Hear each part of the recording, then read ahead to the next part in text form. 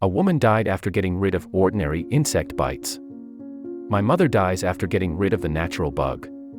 Bates' daughters talked about the fatal mistake. After working at Merrimack State Park for nearly a decade, Tamala is used to seeing bees and insects all around her. In fact, she noticed bugs crawling on her skin several times in the past, but she never thought that ticks would be the reason behind her death. While they may appear harmless, these small insect-like creatures are found in areas filled with grass, tree trunks, and decaying leaves. Different tick species transmit diseases by attaching to animals and humans. They bite and feed on blood by embedding their mouthparts into the skin, leaving traces of pathogens such as bacteria and viruses in the bloodstream.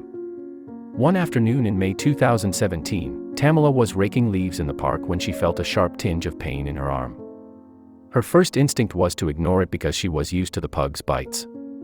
A second later, Wilson felt another tingling sensation in the same place, as if a needle was piercing her skin. That's when a Missouri resident noticed 2 insects on her arm.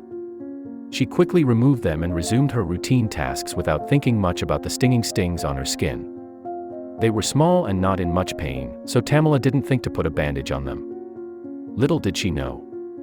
Ignoring tick bites was a big mistake. Within just a few days, Tamala began developing a series of symptoms she had never experienced before. Her symptoms initially pointed to ute infections, but that was the beginning of the entire chain of infection. Tamala wasn't fully recovered when she started experiencing headaches, fatigue, and muscle aches, all of which are common in tick-borne illnesses, but perhaps the most worrying sign was a rash that began to form near the tick bite. It is estimated that approximately 60% of patients with tick-borne diseases develop a rash that continues to increase in size. Once she was taken to the hospital, she received laboratory test results. Wilson's white blood cell count was low, which confirmed that her body was suffering from an infection, but although doctors suspected a tick-borne illness, they were unable to provide a definitive diagnosis since she became ill. Tamil. Test results for tick-borne diseases were negative. The case was also complicated because she was hospitalized after being bitten by a tick, while most doctors recommend seeking medical help within the first 72 hours of a bite. This is because taking antibiotics or getting antiviral medications within the first 72 hours can prevent a person from contracting a tick-borne disease. If not treated for several days, the infection can easily spread to various internal organs in the patient's body and can lead to numbness in the arms or legs or paralysis on one side of the face.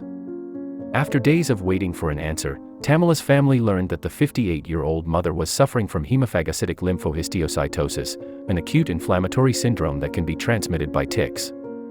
The survival rate of HLH is not very high. Most patients live up to 6 to 2 months, despite undergoing ongoing treatment. Unfortunately, Tamala Wilson was only able to survive a few weeks before losing her battle against the debilitating disease. According to the CDC, the best way to avoid tick-borne diseases is to prevent ticks and bites. Be sure to use tick repellent before exposing yourself to outdoor grass or areas where ticks are common, and watch for any ticks on your skin or clothing. If you get a tick bite, get it checked out by a doctor right away, and click on one of these 4 videos that appear on your screen now.